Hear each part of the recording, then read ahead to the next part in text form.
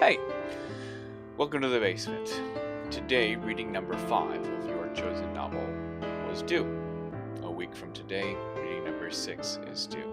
Follow the reading calendar for pages to stay on track with your independent reading assignments.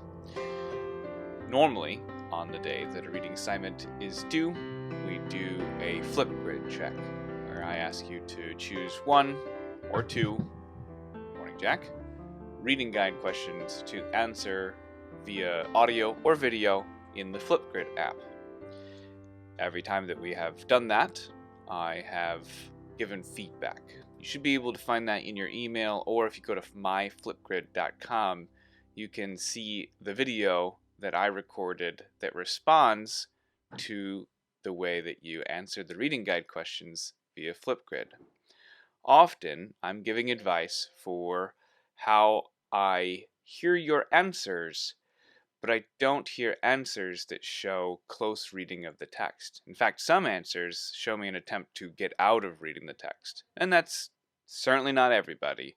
And that certainly might not be the case. You might actually be reading, so you wouldn't want that scenario. That would be the worst one, where it seems like you're not, and you're actually putting in all the effort to crack open that book and stay up with the pages. So today, we can't do a flip grid. We have to respond to the advice I've been giving in those flip grids and show that you're doing a better job of reading your text closely in your reading guide.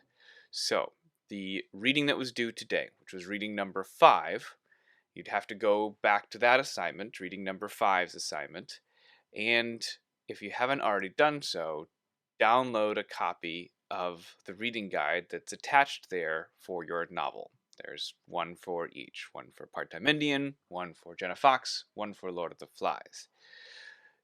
You're going to take that and you're going to turn it in today, complete.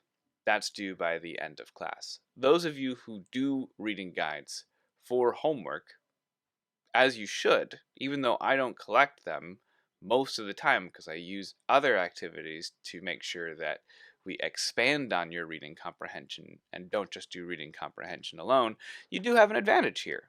You can attach just that digital version if you do it digital. Those of you who like to print it out and handwrite it, you'll have to retype your answers. That shouldn't take you very long. Those of you who don't do your reading guides with your homework, well, it's a disadvantage, but if you are doing the reading, it should not take you long to do the reading guide because the reading guides are always sequential. And you just find the question, say, hey, I remember reading that because you're doing the reading, and flip through and find that and put in a nice detailed answer to the reading guide. The only students that will find today a full workday is if you're not up with your reading and you have to try to make the reading guide work without a full and complete reading of the text between last week and today. And so you may find yourself doing some rereading or some targeted reading or just some strategizing for getting that reading guide done. But I need to see it. I need to see that at this point, we are well over halfway, with it being 5 of 7 readings done. I need to see that students are doing what they should be doing. Speaking of things that students should be doing, there is the Fiction Techniques Evidence Collector out there. The expected goalposts have been updated. I am now expecting 5 rows to be done by next week. So these things are things that you can be working on. So when you hear that, don't hear, oh, I have to do a reading guide today and the Fiction Techniques Evidence Collector, that's too much. Nope, that's not what I'm saying. I'm saying that the goalpost has been moved for how far along in that project I want you to be, which means you should pick a targeted instruction day next Wednesday, maybe a little work over the weekend, maybe you work in a skills block where you add one more row until you have 5 done by next Thursday. Then we'll be very close to being on track with as many rows done as we have readings done, so that when it comes time to collect that whole thing at the end, I'm not asking too much when I ask for all 9 rows to be complete. That isn't technically today's assignment. Today's assignment is technically to turn in your reading guide that is due today with the reading. Normally those aren't collected.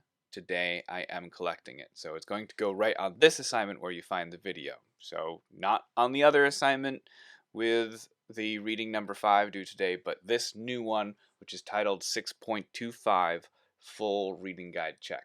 It'll say in the instructions, turn in your completed reading guide number 5 here. So that assignment is due by the end of the block today. Reading number 6 and having 5 rows done on your evidence collector, those are not due by the end of the block today, but I did need to mention them because when you are in your skill blocks or doing homework, those are projects you should be setting aside some time to work on. Okay? Today will be a good day for me to be available in the Meet for any reading guide questions that you can't answer on your own. I'm here to help. And then why should you do this in addition to it just being a grade itself? Well, on Monday, we'll have our next reading quiz. That reading quiz will be about readings number 4 and number 5. Readings number 4 and readings number 5. And so if you do this assigned work today, plus have somewhere out there a decent reading guide number 4 complete, and you can use those reading guides on your reading quizzes, Monday should be another good opportunity for you to get literary content points. I know that's the competency where so many of you are struggling, and so just do reading guides, get ready for reading quizzes, do your C readers, and you should be able to maintain positive scores in that competency. Okay, happy reading. You have anything to say, Jack? He's a cat.